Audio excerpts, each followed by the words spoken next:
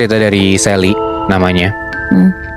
Gue pengen banget bacain ini by the way dari Sally, karena gue pengen bilang makasih sama Sally karena dia pun mengapresiasi kita nih Scarytings dan tim, karena dia nih penggemar Scarytings banget. Wow.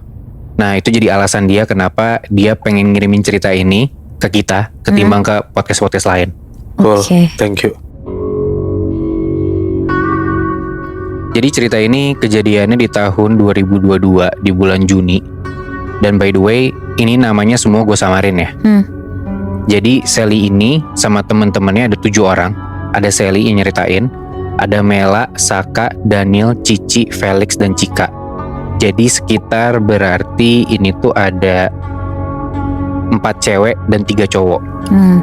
Dan by the way Felix dan Cika ini mereka pacaran.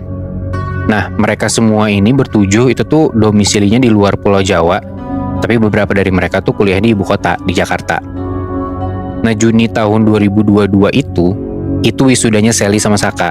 Dan mereka ini balik dong ke Jakarta buat acara wisuda offline, ya kan? Karena di 2022 itu Covid juga udah mulai reda. Ya. Nah karena wisuda itu, grup pertemanan mereka nih jadi pada datang semua dan sekalian jalan-jalan. Karena udah 2 tahun gak ke Pulau Jawa, Covid, online kan kuliah. Jadi kayak mereka tuh cukup kangen sama Jakarta ataupun sama kota-kota besar di Jawa lah. Akhirnya mereka rencanain seminggu buat jalan-jalan. Nah mereka selipin nih jalan-jalan itu ke Bandung 3 hari 2 malam. Dapet nih 1 villa di Bandung. Ini dia gak bisa kasih tahu ya nama villanya apa. Tapi intinya karena di Airbnb villa ini tuh salah satu people's choice gitu. Jadi kayak recommended lah mungkin ya. Oh padahal di Airbnb recommended ya? Tapi ternyata serem. Ternyata serem ternyata. Oh. Dan cukup vintage. Jadi unik lah intinya. Makanya mereka pilih si villa ini. Mereka pakai 2 mobil nih karena mobilnya sama-sama kecil. Berangkat jam 1 jam 2an pagi. Di tengah tol salah satu mobilnya tuh mogok. Akhirnya mereka split nih. 1 mobil ke bengkel, 1 mobil lagi langsung ke villa. Dan yang ke villa ini tuh di mobilnya ada Sally, Mela, Felix, dan juga Cika, berempat. Sesampainya di villa, ini udah rada pagian gitu lah. Disambut tuh sama penjaganya kayak tour gitu. Nah ini gambaran villanya ya. Jadi lu bayangin villa ini tuh bangunannya kayak split level gitu. Jadi interior itu vintage, perabotannya kelihatan udah lama tapi tetap bersih. Begitu masuk ke pintu utama, ada meja makan kecil dan tangga yang menuju ke bawah ke lantai pertama yang isinya ruang tamu, meja makan utama, dan ada juga teras yang ngadep ke arah taman belakang. Nah, letak ruang makan ini kayak ada di lantai 1,5 gitulah. Karena konsepnya split level tadi, jadi kayak agak-agak mezanin gitu. Nah di samping tangga juga ada anak tangga yang nyamping menuju ke 2 kamar dan 1 kamar mandi luar. Nah denah lantai 2 juga sama dengan yang ada di bawahnya, yaitu 2 kamar dan 1 kamar mandi luar. Oke. Nah dari tur penginapan ini, Sally itu tahu kalau ada salah satu kamar yang ada di lantai 2 yang dikasih tanda private room dan dikunci. Dijelasin juga sama penjaga villanya kalau ini tuh buat pemilik kalau sewaktu-waktu dia mau kesini. Ya udah aman aja menurut Sally. Overall intinya lantai 2 ini vibes-nya lebih gelap, tapi karena pikiran Sally pas itu Bandung lagi mendung, ya udah cuaca aja kali ya, bukan gimana-gimana. Sally langsung ambil inisiatif buat tidur di kamar lantai 1 sama Mela tuh berdua, karena alasan penerangannya cukup terang dibanding kamar yang lain. Oke. Nah sedangkan Felix dan Cika saat itu ngambil kamar yang satu lagi di samping mereka yang pencahayaannya rada gelap. Tapi udah mereka berdua aja, pacaran juga kan, jadi kayak ya mungkin pengen sekamar gitu. Udah tuh dia tidur di situ si Sally, dan karena kamarnya gede bisa muat berlima, jadi dia buka aja pintunya. Jadi nanti kalau misalkan teman-teman dia yang lain udah pada nyusul, udah pada nyampe villa, itu bisa langsung masuk kamar aja biar tidur rame-rame berlima di situ. Nah pas si Sally sama Mela ini berdua coba buat tidur, Mela udah langsung lelap tuh. Cuman si Sally ini masih belum bisa tidur. Nah gak lama dari situ, tiba-tiba si Sally ini ngeliat Mela tuh bangun dan keadaannya kaget. Ditanya sama Sally, kenapa Mel? Gak apa-apa. Ya udah tuh balik tidur lagi si Mela. Gak lama dari situ, Sally juga ikutan tidur. Nah di dalam tidurnya ini, Sally ini mimpi kalau dia tuh ada di satu kota yang dia nggak tahu ini kotanya di mana. Terus di mimpi itu Sally ini lari-lari. Dia lari karena dia dikejar sama warga sekitar yang ada di kota itu. Sampai Sally masuk ke dalam satu mobil buat sembunyi. Dia kunci pintunya. Terus dia dengar dari luar ada suara ketokan dari jendela gitu. Tuk tuk tuk tuk. Terus gagang pintunya kayak coba dibuka dari luar gitu loh. Kebayang gak sih? Jadi kayak ada orang yang berusaha masuk ke dalam mobil tempat si Sally sembunyi ini. Masuk maksa gitu kan. Nah, dari jendela Sally nggak bisa ngelihat ada siapa-siapa. Tapi begitu Sally buka pintunya, dia ngelihat ada anak kecil cowok pingsan. Terus muka dan badannya semua biru, tapi si anak cowok ini senyum. Nah, di mimpi itu dibuat seakan-akan kalau Sally ini tahu si anak kecil ini tuh kerabat deketnya dia. Dan si anak kecil ini jadi sasaran warga, kayak dibikin babak belur. Karena warga ini nggak bisa dapetin sasaran utamanya, yaitu Sally. Jadi kayak Sally tuh dikejar, cuman karena Sally nggak bisa ketangkep, jadi warga tuh kayak bikin si anak kecil ini babak belur. Gitu loh. Nah, di mimpi itu si Sally tuh nangis kejer sampai dia tuh kebangun. Nah, Sally ini kebangun sampai teriak kenceng gitu, kebayang gak sih? Jadi kayak lu bangun, kayak kalau misalnya lihat di film-film nih, kebangun sampai teriak gitu. Karena dia saking kagetnya. Jadi kayak orang ngigo juga. Dan ternyata Sally ini matanya tuh berair. Jadi kayak dia tuh mimpi tapi nangis beneran. Paham gak sih? Iya. Jadi mimpinya tuh berasa real banget. Nah, anehnya juga suara teriakannya Sally tuh kayak nggak ganggu Mela dan teman-teman yang lain yang udah ikutan tidur di situ. Jadi kayak dia udah teriak nih, terus kayak rada-rada nangis. Pun mungkin juga dia ngerasa dalam tidurnya dia ngigo. Tapi sekeliling dia adem-adem aja, pada tidur aja gitu. Nah, Sally bingung. Tapi ya udahlah, dia diem aja, dia nggak mau ngasih tahu teman-temannya. Padahal dia juga orang ini nggak pernah ngigo gitu loh sebelumnya. Dan Sally juga masih coba buat positive thinking. Ya mungkin gue kecapean aja kali. Tadi kan perjalanan panjang ya. Naik mobil gitu kan, tol dari Jakarta Bandung. Singkat cerita, ke malam hari, agenda malam pertama nih, mereka ke klub gitu di Bandung. Pulang-pulang rada mabok, sampai ke villa, mereka juga pesen makan via ojol. Nah, si Sally ini langsung rebahan tuh. Setelah mabok-mabok itu dia rebahin badan di lantai, yang posisinya lantai ini ada di bawah mezanin. Nah, tiba-tiba salah satu temennya Sally, namanya Saka, dia teriak gitu. Itu apaan tuh? Apaan tuh? Sambil ketakutan. Dan setelah si Saka ini teriak kayak gitu, sepanjang malam nih dia diem aja. Bahkan pas mereka lagi makan malam tuh, setelah makanannya nyampe. Kayak shock gitu ya? Iya. Kayak bukan Saka seperti biasanya gitu ya. Nah, keesokan paginya nih, mereka ngumpul kayak di tempat outdoor gitu sambil sebat-sebat minum teh pagi-pagi gitu kan. Terus salah satu temennya Sally, si Cika, itu buka obrolan. Kalian ngerasa aneh gak sih sama villa ini? Nah, dari pertanyaan itu mulai tuh pada cerita akhirnya. Ini gue bakal ceritain kejadian waktu mereka saling nyeritain apa yang terjadi di malam itu ya. Oh, berarti yang ngalamin gak cuma 1-2 orang? Jadi kayak hampir masing-masing dari mereka tuh punya cerita sendiri, Muy. Anjir. Pertama mulai dari Saka nih. Di malam itu kan dia teriakan kayak, itu apa tuh, gitu kan. Nah, sebenarnya yang dilihat sama si Saka ini tuh sosok perempuan pakai baju putih panjang dan rambut itu panjang. Dia, si sosok ini berdiri di balik pagar mezanin di atas ruang tamu itu. Jadi si sosok ini tuh berdiri tepat di atas si Sally rebahan. Anjing. Nah, sosok perempuan ini tuh ngomong ke Saka, yang Saka tuh deskripsiinnya kayak dia tuh ngedenger pembicaraan si sosok ini kayak lu lagi pakai headset di telinga lu. Jadi kayak agak deket gitu loh, ngerti gak sih? Dan kayak agak-agak kedap gitu suaranya. Saka bilang kalau sosok ini tuh kayak ngasih nasihat gitu. Nah, cuman karena keburu takut, Saka dalam hati bilang kalau dia tuh gak mau diajak ngobrol sama si sosok ini. Selang beberapa lama, malam itu kan mereka pada makan kan, yang pada habis mabok tuh. Pas udah selesai makan, Saka duduk di meja makan. Nah, dia kayak diem gitu kan, tadi gue bilang. Dia tuh ngeliat di situ ada sosok cewek itu lagi. Terus Sally nanya ke Saka, emang si sosok ini ngomong apa? Kata Saka, si sosok ini tuh nyeritain sejarah rumah ini nih, si villa ini, yang udah ada sejak 1970-an. Dan si sosok ini tuh kayak ngasih izin, anggap aja kayak rumah sendiri. Niatnya mah baik sebenarnya. Itu dia, bener. Nah, akhirnya lanjut nih ke Cika. Dia bilang pas dia lagi duduk di sofa ruang tamu, pas malam-malam itu, si Cika tuh ngeliat dari arah taman luar itu di belakang pohon kayak ada sosok perempuan. Ciri-cirinya sama kayak yang dikasih tahu, yang dideskripsiin sama si Saka. Bajunya putih panjang, rambutnya juga panjang. Nah tapi karena si Cika ini matanya minus dan lagi nggak pakai kacamata, jadi dia agak struggle tuh buat ngelihat jelas ini tuh apa. Nah pas jelas sama dia, si Cika tuh ngelihat kalau si sosok ini tuh kayak lagi ngangkat satu tangannya gitu ke arah Cika, kayak lagi mau ngasih tahu sesuatu. Nah Cika ketakutan dan langsung kabur tuh ke kamar sama Felix sama cowoknya. Sesampainya di kamar, Felix bilang kalau si Felix ini ngeliat dari pantulan cermin ada kayak bayangan putih ngiterin kamar dan terbang keluar. Aduh.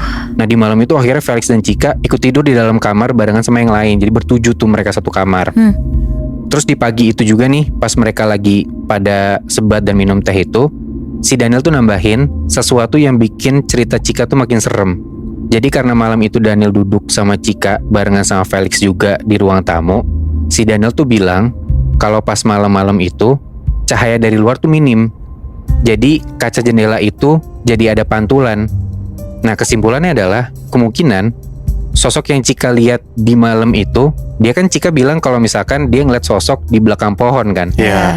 Cuman kalau ternyata penerangan itu minim dan dari luar tuh gelap, jadi ya pantulannya, jadi apa yang mereka lihat keluar itu tuh pantulan. Iya. Kesimpulannya adalah berarti sosok itu ada di belakang Cika. Benar. Iya benar. Nah di obrolan pagi-pagi nih di outdoor itu, pas mereka lagi ngomong pagi-pagi ini, ada cerita juga dari Mela.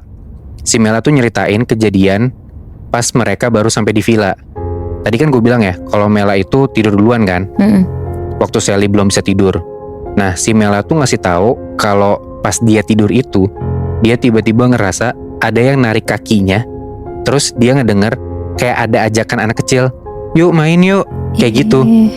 Terus Sally langsung nanya pas yang pagi-pagi ini nih, Sally nanya, anaknya laki-laki bukan?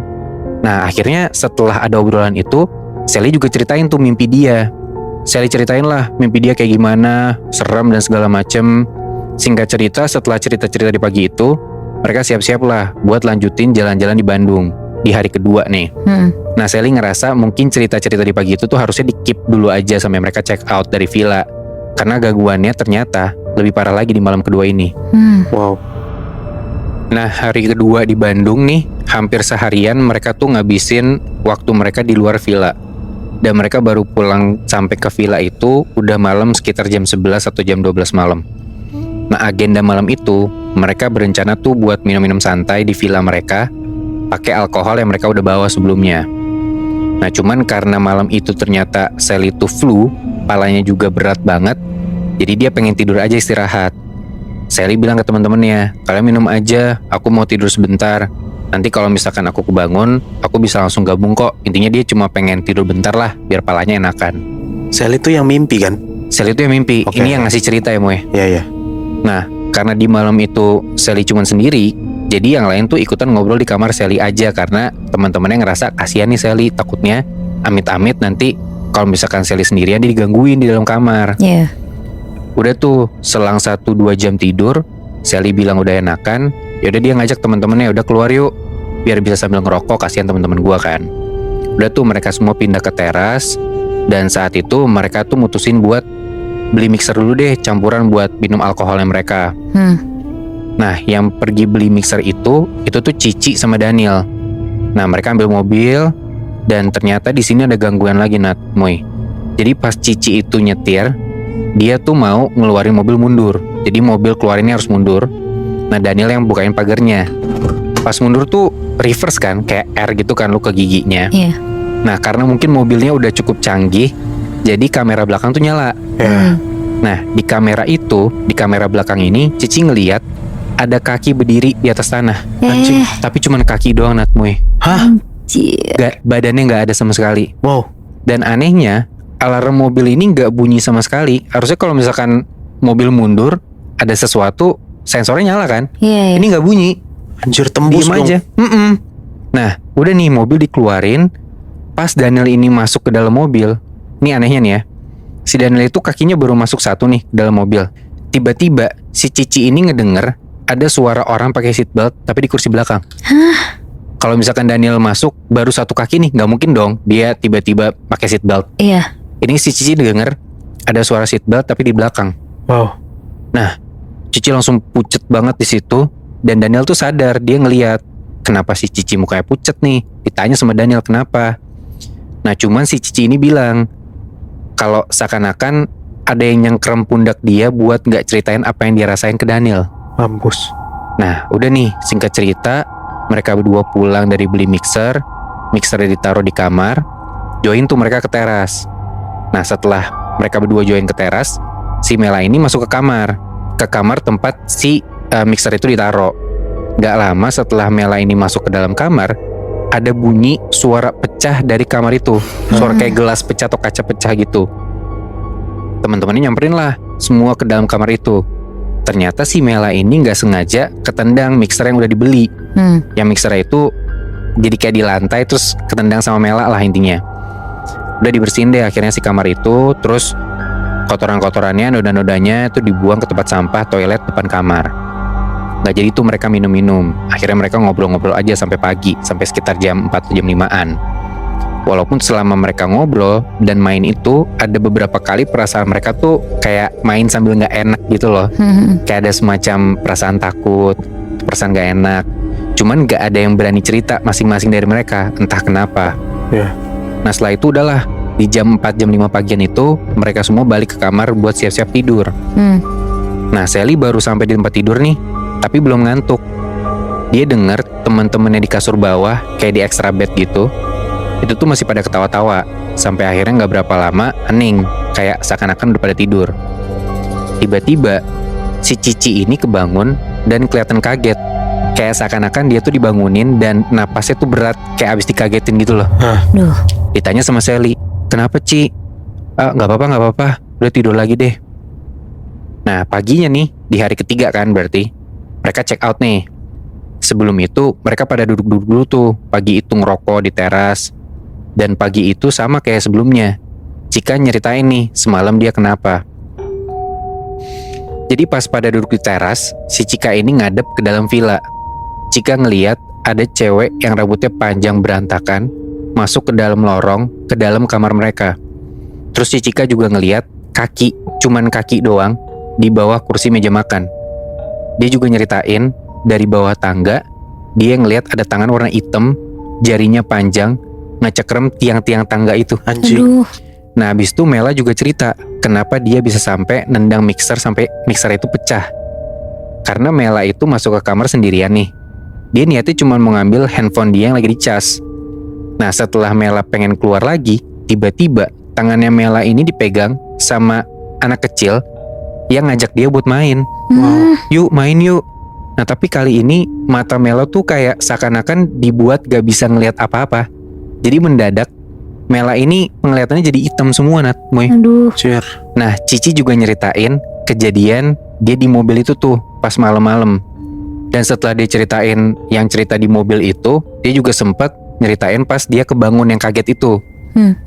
Yang pas dia lagi tidur terus tiba-tiba dia kaget dan kebangun gitu kan. Nah dia tuh kebangun gara-gara dia tuh dikagetin sama suara anak kecil kayak ciluk. Terus tiba-tiba muncul persis di depan Cici, Ba gitu. Dia kayak main ciluk ba gitu lah. Makanya dia kayak kebangun kaget. Gila. Sampai mereka mau check out nih ya Nat, Moy. Si Sally itu masih juga digangguin. Jadi sebenarnya tuh pas di Bandung dia tuh mensnya udah mau kelar. Nah Sally ini agak-agak dilema gitu. Sampah bekas pembalutnya dia tuh mau dia biarin aja di dalam villa atau dia mau bawa ke mobil. Karena mereka udah check out kan. Nah tiba-tiba si Sally ini ngerasa ada kayak suara cewek yang bisikin dia, dibawa aja sampahnya, kamu buang di tong sampah lain bukan di villa ini. Dia dapat kayak bisikan kayak gitu. Nah gara-gara dapat bisikan kayak gitu, Sally langsung turun dari mobil dan dia mau ambil sampahnya dia tuh. Nah pas dia turun dari mobil mau masuk ke rumah, dia ngeliat Saka keluar dari villa. Saka nanya ke Sally, mau kemana? Sally bilang ada yang ketinggalan. Udah Sally ambil sampahnya, dia mau keluar nih. Malah pas si Sally ini mau keluar, dia ngeliat Saka balik lagi. Ditanya dong gantian sama Sally, mau kemana Saka? Soalnya pas ngambil sampah itu Sally gak ngeliat ada barang ketinggalan sama sekali. Nah Sally ngeliat si Saka ini mukanya pucet banget. Ternyata Saka tuh ngambil sampah di kamar mandi lantai bawah. Udah tuh mereka cabut dari villa itu. Pas udah keluar dari villa, Sally nanya lagi ke Saka, kenapa kok dia balik lagi pas itu. Udah ceritain aja kan udah pergi juga dari villa. Saka bilang, iya tadi kayak ada yang ngecengkram si Saka buat gak cerita dulu ke siapa-siapa. Makanya dia diem aja tuh pas ditanya kayak gitu. Wow. Nah pas udah dalam mobil itu, Saka akhirnya ceritain, pas dia mau keluar, tiba-tiba itu ada suara laki-laki yang neriakin dia dari belakang dia. Teriaknya kayak, woi sampahnya, kayak gitu. Padahal nggak ada cowok di belakangnya kan? Gak ada sama sekali, Moy. Akhirnya di situ dia langsung ingat kalau di toilet bawah itu ada sampah mixer yang tumpah itu, yang ada dalam kantong plastik yang mereka habis bersihin. Makanya Saka balik lagi buat ngambil sampah itu bawa pulang. Wah anjing, berarti kejadian itu tuh terjadi di semua orang yang ada di villa itu dong? Itu dia, Rata ya? semuanya, Moy. Bangsat. Gak ada satupun yang gak digangguin. Tapi Bi, kok sampai di luar villa pas mereka naik mobil itu loh, yang pasti mundurin mobil.